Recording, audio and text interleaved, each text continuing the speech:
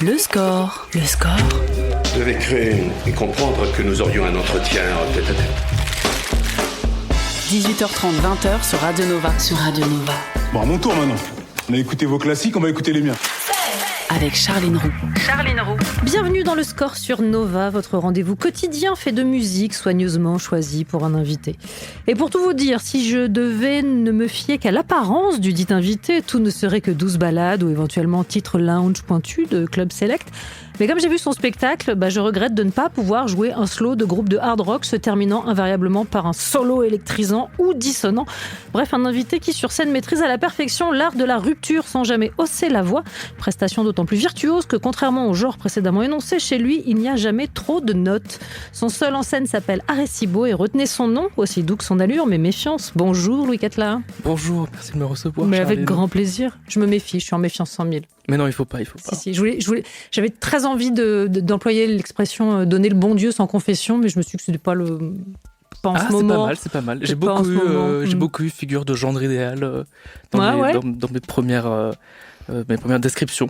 Ouais. Mais c'est pas mal, le bon Dieu sans confession. Ouais, c'est ça, quelque chose de très innocent et en même temps, ça endort bien la méfiance. Mais enfin, on y reviendra.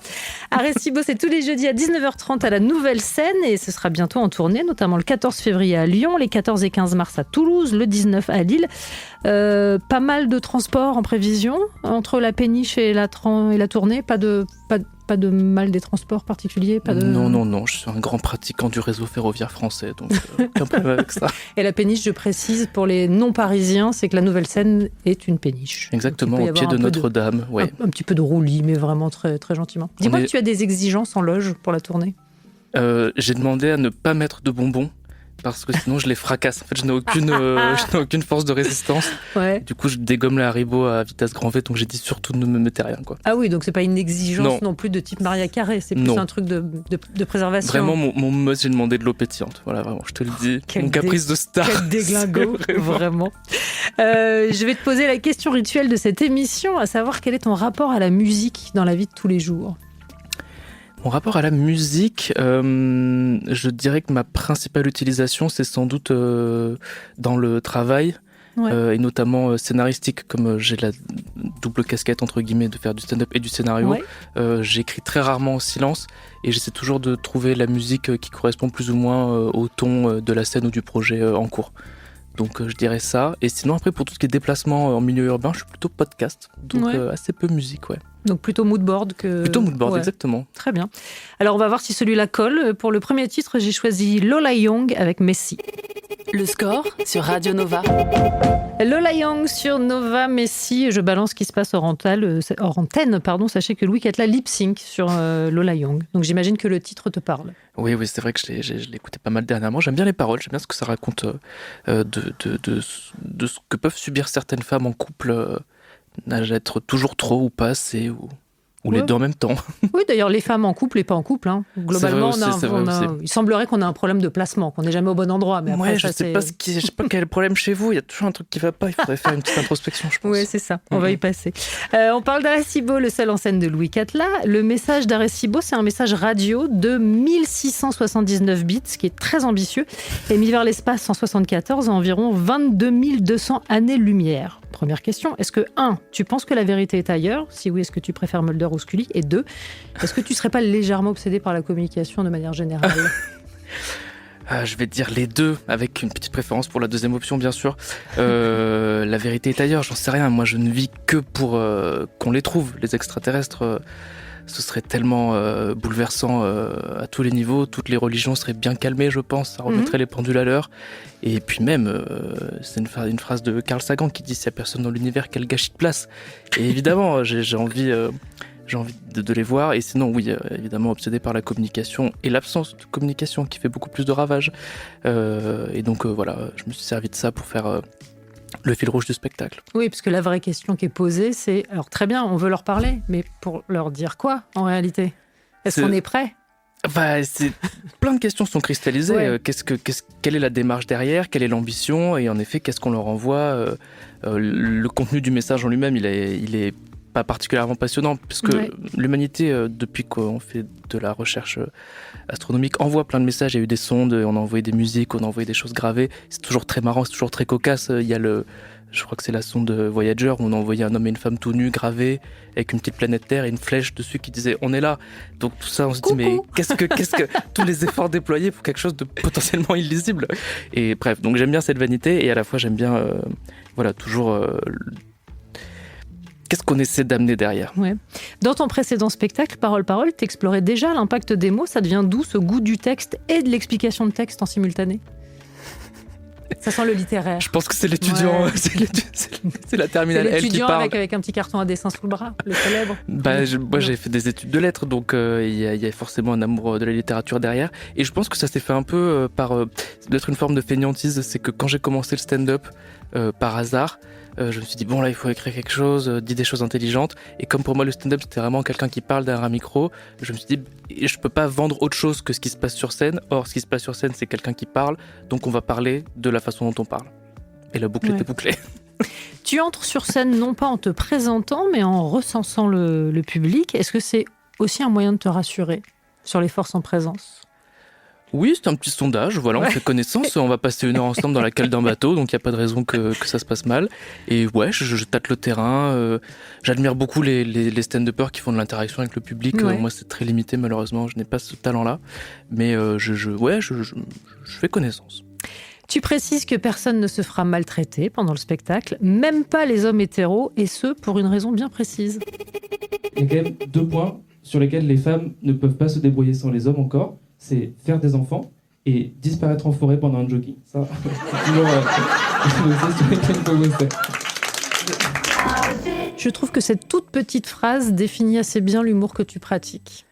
C'est vrai Avec un deuxième effet, toujours derrière. Oui, c'est toujours très jouissif. Là, c'est une blague en 2 étapes, mais ça m'arrive dans le spectacle d'en faire en 3 ou en 4. Ouais. C'est de la surenchère. C'est avancer masqué, on pense que la blague est terminée alors qu'il y a quelque chose derrière.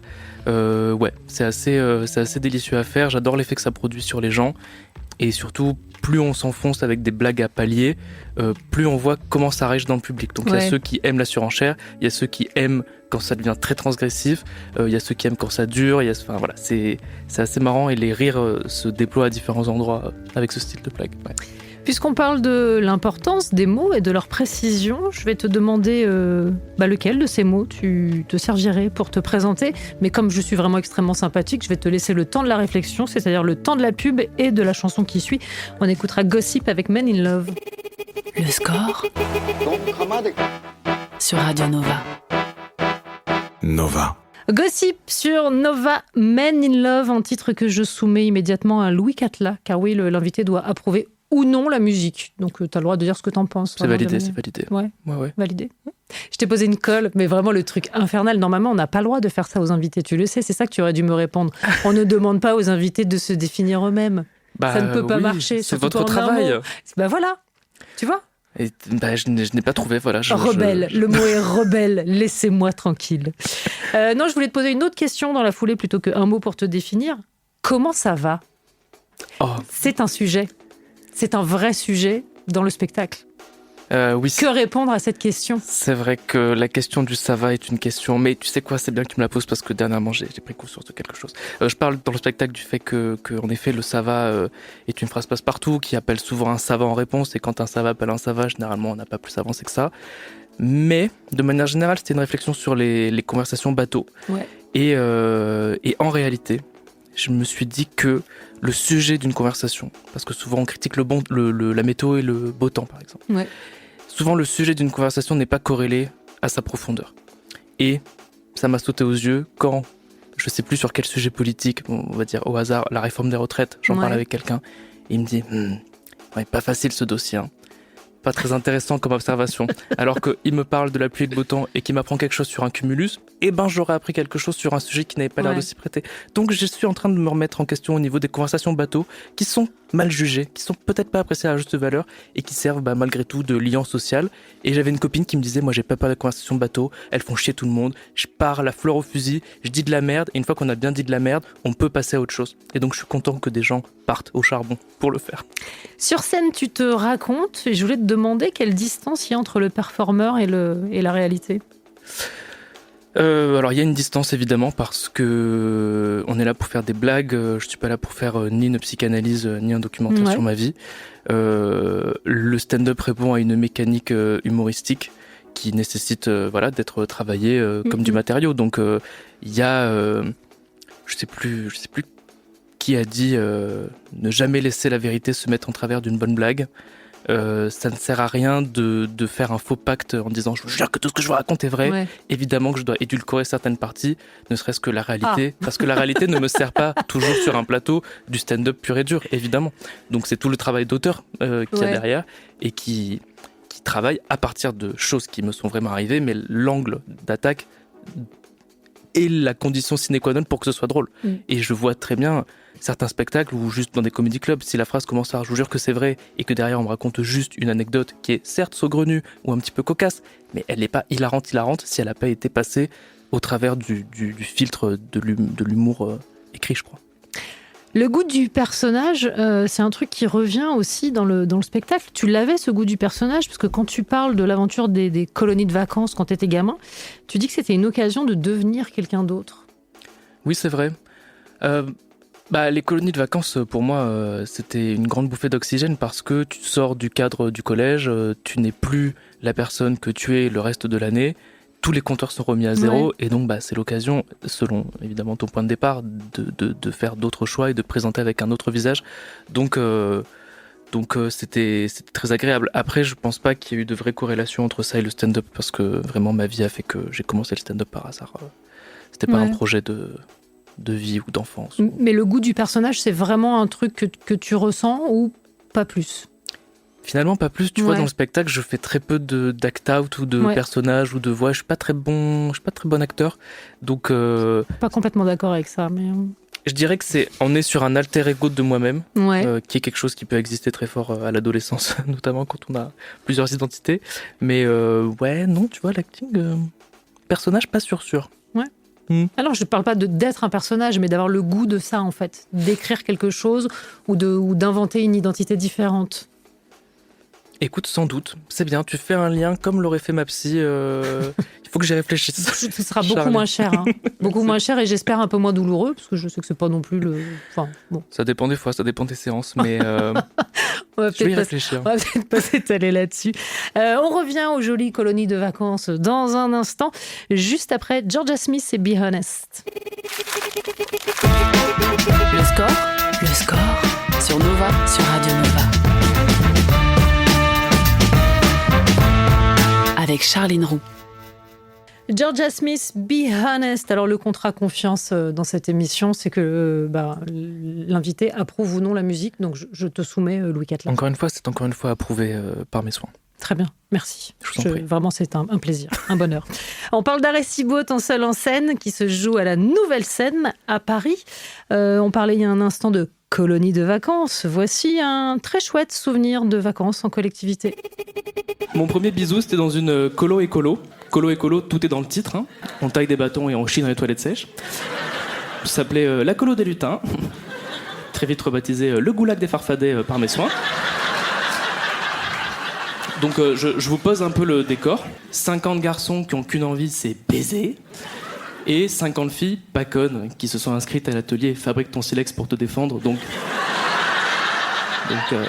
intouchable. Pour apaiser les tensions, les garçons partent se branler 3 fois par jour dans la sapinière d'à côté. Je suis pas garde forestier, mais 50 garçons, 3 fois par jour, pendant 2 semaines, ça peut bouleverser un écosystème, d'accord ? Sachant qu'au bout d'un moment, on allait tous sur le même arbre. Donc, je fais pas la promo de la chasse à la glu, mais on a eu 2 perdrix quand même, donc... Masculinité, une origin story parallèle. Dans le sous-titre du spectacle. Non, mais c'est vrai, c'est aussi une question que tu explores dans le spectacle. La masculinité ? Ouais, bah oui. Oui, bien sûr. Ça fait partie intégrante de moi, évidemment, et de mon histoire. Et notamment, j'en parle toujours par le prisme de la parole et de ce qu'on transmet aux garçons, de ce qu'on leur dit, de ce qu'on ne leur dit pas, de ce qu'on les autorise à dire, de ce qu'on ne les autorise pas à dire. Et donc, cet héritage et le poids du silence, notamment. Énormément d'anecdotes absolument hilarantes. Tu te livres sur moult sujets, de l'importance de vérifier si sa famille est dans la salle. Je comprends mieux, du coup, l'intro. Tantôt de manière assez crue et directe, et tantôt par de jolies phrases comme, moi j'ai noté, et je crois que c'est une de mes préfs, « Mon corps est un temple, mais parfois... » C'est les journées du patrimoine. Je trouve ça très joliment dit. Mais alors, ceci dit, il n'y a pas de scènes de sexe qui sont gratuites dans le spectacle. Elles ont tout un propos. Est-ce que le cul, c'est comme l'humour, c'est un outil pour prêcher la bonne parole ? C'est une trop belle question. Je pense que oui. Comme pour tout, il faut. Moi, ce qui m'intéresse dans mon spectacle, ça a été de réfléchir à la structure. Donc, si je mets une blague de cul, il faut qu'elle parte qu'elle raconte quelque chose. Ouais, il faut qu'elle aille quelque part. Il faut qu'elle s'inscrive dans un tout. Et après, voilà, les blagues de cul, je pense qu'elles plaisent beaucoup aux gens. Il y a pas de souci avec ça. Voilà, comme tu te dis, j'aime bien les métaphores. J'essaie de limiter au maximum l'usage et la mention des fluides corporels. Je pense que c'est une sorte de barrière que je ne franchis pas. À part glu, c'est vrai que ça s'arrête. Chasse à la glu, mais on est encore dans une sorte de métaphore un peu chasse et pêche. Tout le monde a l'image en même temps, on n'est pas totalement dedans. Donc j'essaie de rester sur cette ligne de crête concernant les blagues de cul. Et voilà, c'est vrai, je crois que dans le spectacle, il y a une longue scène de masturbation sans prononcer une seule fois l'objet en question. Tout à fait. Donc je tourne autour, mais on est tous dans la chambre à ce moment-là, quoi. Tu le dis, tu as une ambition de transmission et notamment sur le fait d'être apte à exprimer une vulnérabilité. Est-ce qu'il y avait des modèles manquants de ce côté-là, en tout cas sur l'art que tu pratiques ? J'ai du mal à répondre à la question. Je pense que... C'est qu'elle n'est pas bonne. Non, bah non. Comme je n'ai pas... Jamais dans ma vie, j'avais vraiment prévu de faire du stand-up. Ouais. Cependant, quand j'étais enfant, on rejouait des scènes de stand-up avec mes cousins, mes frères, en famille. Pour le coup, mes modèles, c'était soit les nuls, soit Anne Romanoff, Gad Elmaleh et Jamel. Donc c'était les trois. Et Franck Dubosc. Mais jamais je m'étais dit, tiens, c'est un métier que je pourrais faire. Et une fois que j'ai commencé un petit peu le stand-up, force est de constater que la plupart de mes modèles sont féminins. Ce sont des humoristes femmes qui m'inspirent comme Marina Rollman ou Anna Heidenberg ou Camille Laurent, enfin voilà, des femmes qui font du stand-up. Est-ce qu'elles ont plus de facilité à exprimer une vulnérabilité ? Peut-être, étant donné qu'être une femme aujourd'hui, c'est avoir la vulnérabilité à tous les étages. Tout en étant forte, bien sûr, mais je pense que, et de manière générale, les femmes ont plus tendance à parler de leurs émotions, et donc peut-être que ça me touche plus dans leur stand-up. Je réfléchis en même temps, je parle en même temps que je réfléchis, donc aussi bien je serais pas d'accord avec moi-même à la fin de ma phrase. Mais en tout cas, voilà, les modèles masculins, j'en ai pas tant que ça. Dernièrement, j'ai vu le spectacle de Alex Endelman, qui est, je sais pas si tu l'as vu, il raconte... c'est un humoriste juif américain qui raconte comment il intègre une réunion du Ku Klux Klan à New York. Et donc ça lui sert de fil rouge. Et donc à la fois c'est très drôle et à la fois il y a des grands moments d'immense vulnérabilité où c'est un juif rejeté par des gens d'extrême droite qui lui disent les yeux dans les yeux, tu n'as pas ta place ici. Donc on rigole jusqu'à ce que le spectacle prenne un virage à 180 et qu'on se dise ah oui, il y a aussi ça comme réalité et voilà ce que c'est d'être soi à cet endroit-là, qui est un endroit hostile. Réponse très longue pour mais c'est... une pensée alambiquée. Donc peut-être que j'ai manqué de modèles dans ce milieu-là, mais d'un autre côté, je les ai pas vraiment cherchés. Et maintenant que je suis adulte, que je suis quand même passé par plusieurs étapes, j'ai moins ce besoin de modèles.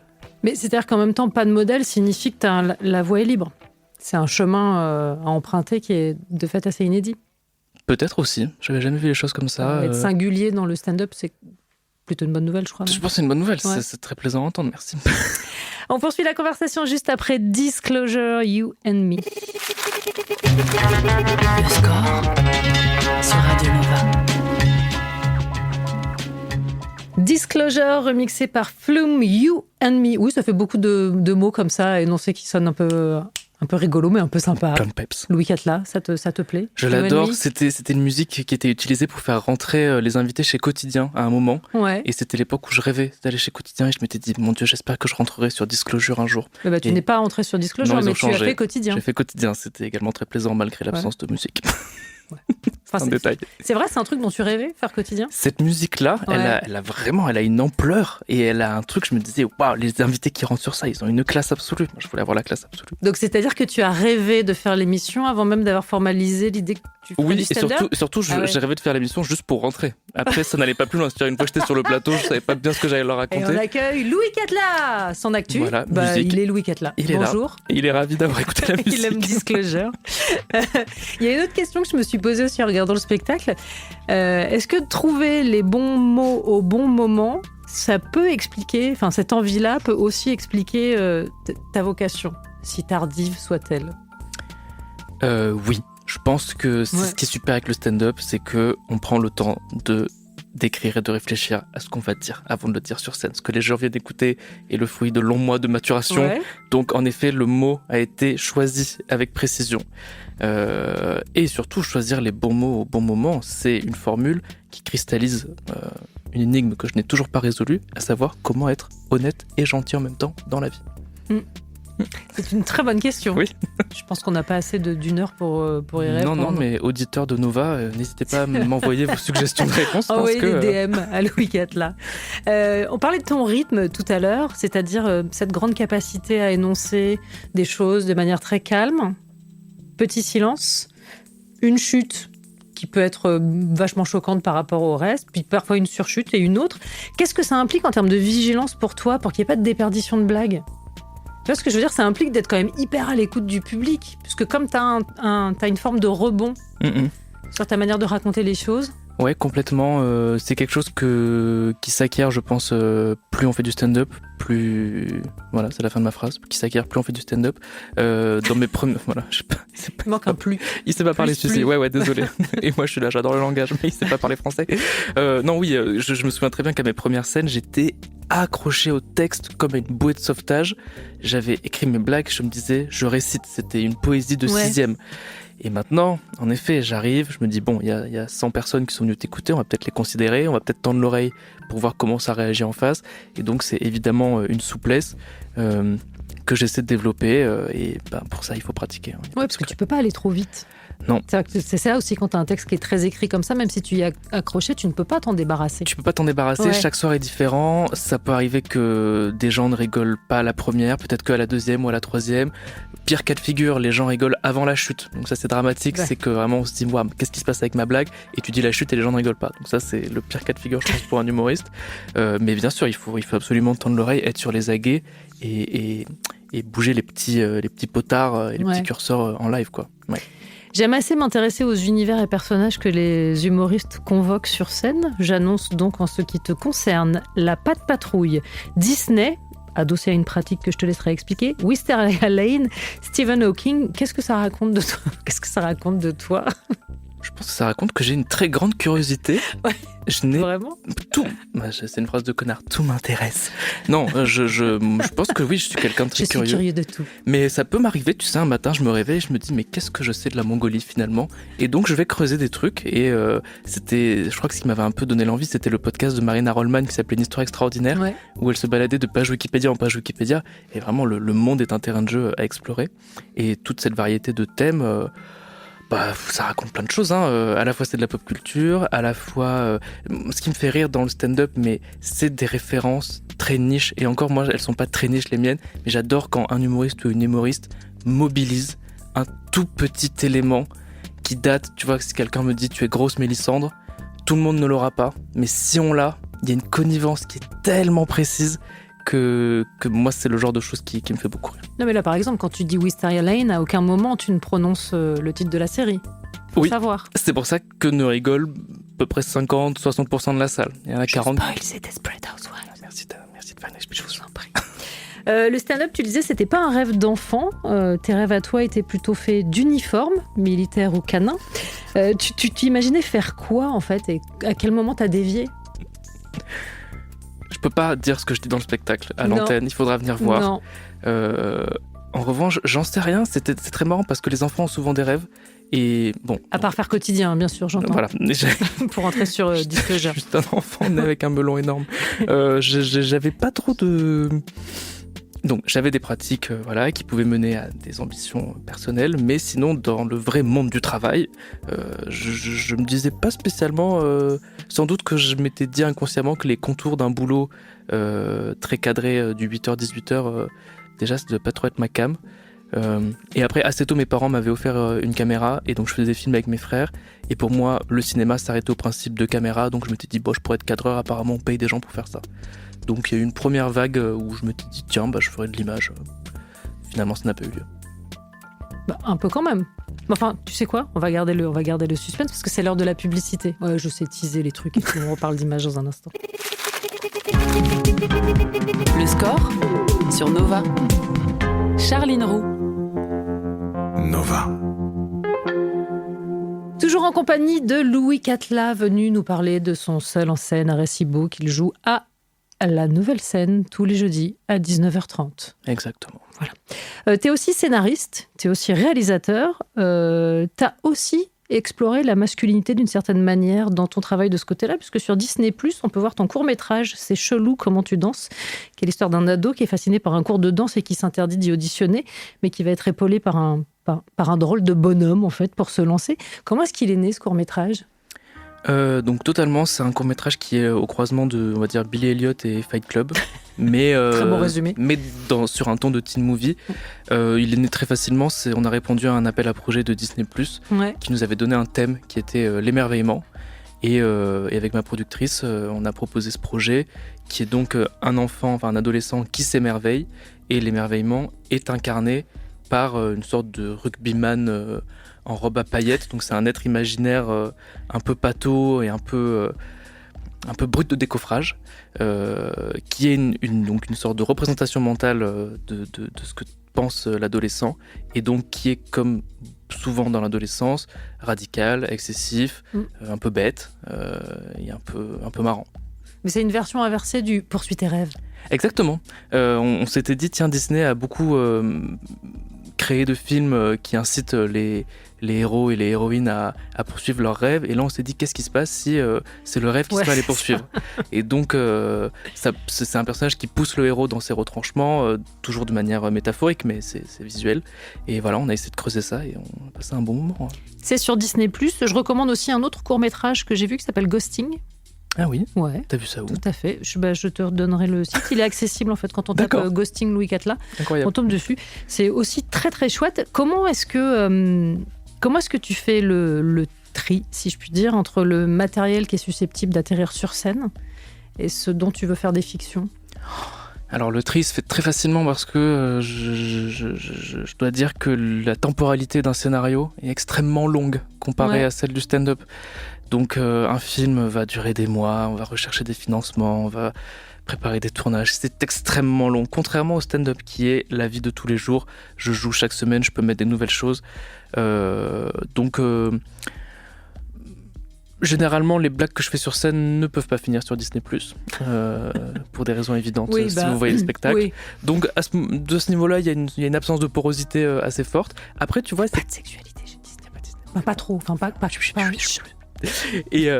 Mais par contre, tu vois, les thèmes se rejoignent puisque Ghosting, c'est l'histoire d'une mère qui embauche un acteur pour rejouer son fils qui est parti et pour pouvoir lui dire des trucs. Ouais. Donc on est toujours sur le dialogue et comment dépasser l'absence de dialogue et donc quel moyen on déploie. En l'occurrence, elle embauche un acteur. Mais finalement, les thèmes sont toujours un peu les mêmes.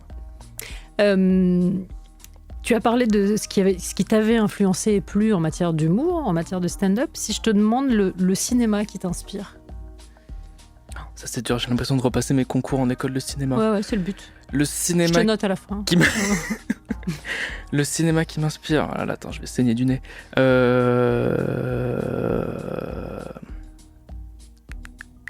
Attends. Très basiquement, qu'est-ce qui m'inspire ? J'ai plusieurs films dans mon panthéon personnel, on va dire, qui sont des références.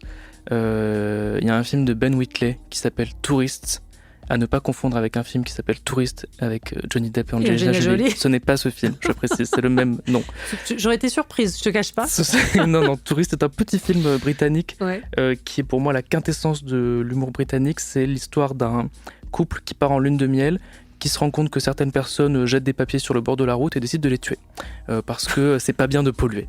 J'adore ce film, c'est hilarant et on est au croisement de plein de choses. On a une froideur britannique, on a un humour très pince sans rire qui du coup moi me parle de facto. Ouais. Mais à côté de ça, je pense que j'ai des goûts de cinéma assez éclectiques. Je suis bouleversé souvent par les courts-métrages, par les films documentaires d'Agnès Varda parce qu'elle a ce côté je prends ma caméra et j'y vais. C'est pas très grave si c'est pas bien cadré, c'est pas très grave si c'est pas très bien éclairé. Et elle était très consciente de ce dont je parlais tout à l'heure, la temporalité de la production des films. Et elle a dit prenez un caméscope et allez-y, parce que parfois on perd l'énergie ou on perd l'envie 2 ans après de vouloir faire un film qui nous tenait à cœur il y a plusieurs mois. Et donc ces documentaires sont... Il y a un truc bricolé et il y a un truc qui me plaît beaucoup dans ce cinéma qui donne la place au réel, à l'émotion, à une idée. Et tu vois les coutures, tu vois les bouts de scotch, mais c'est pas grave du tout, ça tient toujours debout.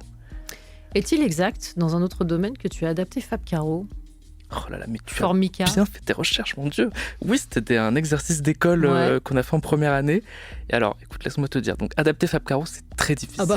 Je veux pas te dire que j'ai réussi parce que franchement, c'est de l'humour au 39e degré. Il y a un truc très marrant parce que les BD ont des personnages qui n'ont pas beaucoup d'expression faciale. Ouais. Donc, la réplique, qui est de l'humour très noir, fait mouche.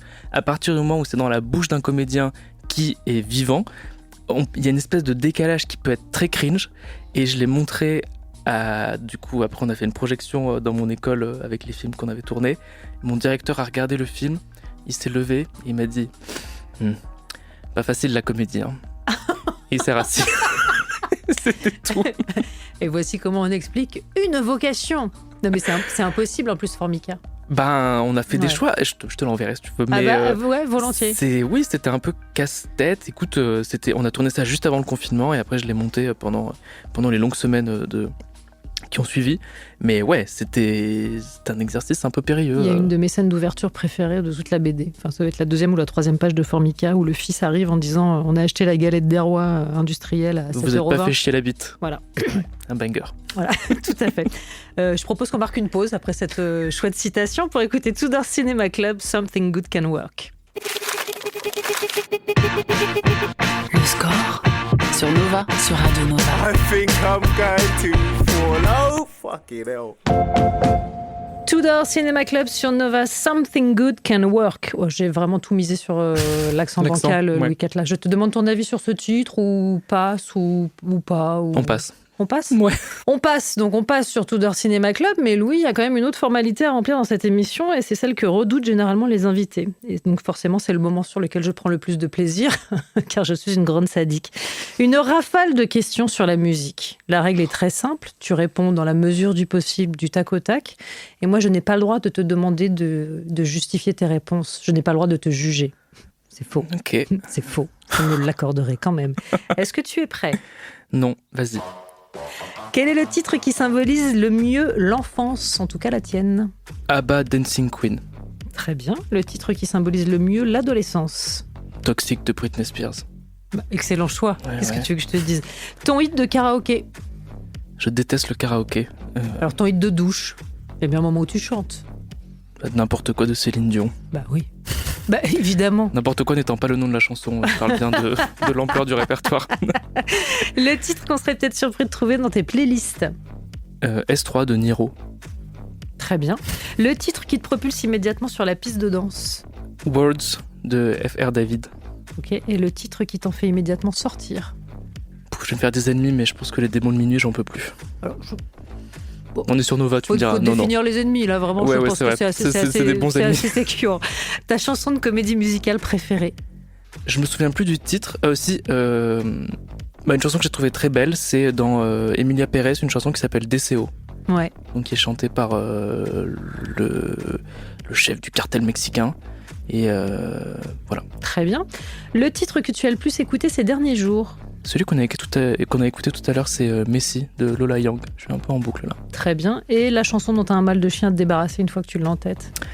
One of Your Girls de Troye Sivan. Ok, ça c'est pas pénible. Non, c'est délicieux. Bon.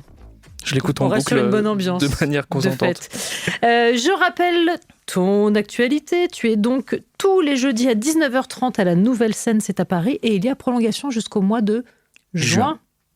Excusez-moi, pardon monsieur, je dis monsieur. Et pour les dates de tournée, par exemple, le 14 février à Lyon, 14 et 15 mars à Toulouse, le 19 mars à Lille et d'autres dates évidemment. Et puis on t'a confié une dernière mission, à savoir gérer la musique de la demi-heure qui vient. Et pour démarrer, tu as choisi Joy Crooks, When You Were Mine. Pourquoi ce titre ? Parce que c'est un titre qui était dans la liste que vous m'avez proposée chez Radio Nova et que j'écoutais il y a quelques années. Et j'étais agréablement surpris de la voir ressurgir. Et je me suis dit, tiens, c'est vrai que c'était délicieux, je l'écoute pas assez. Donc, l'occasion de me la remettre dans les oreilles. Le score sur Radio Nova. Métronomie The Look pour clore le score de Louis Catelin. Merci beaucoup d'être passé par cette émission. Merci à toi, Charline. Et je rappelle que Arecibo, c'est à la Nouvelle Scène tous les jeudis à 19h30 et ce jusqu'en juin.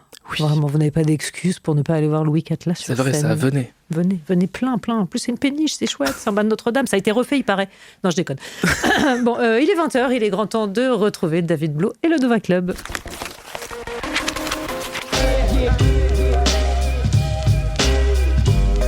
Le score sur Radio Nova. À retrouver en podcast sur nova.fr.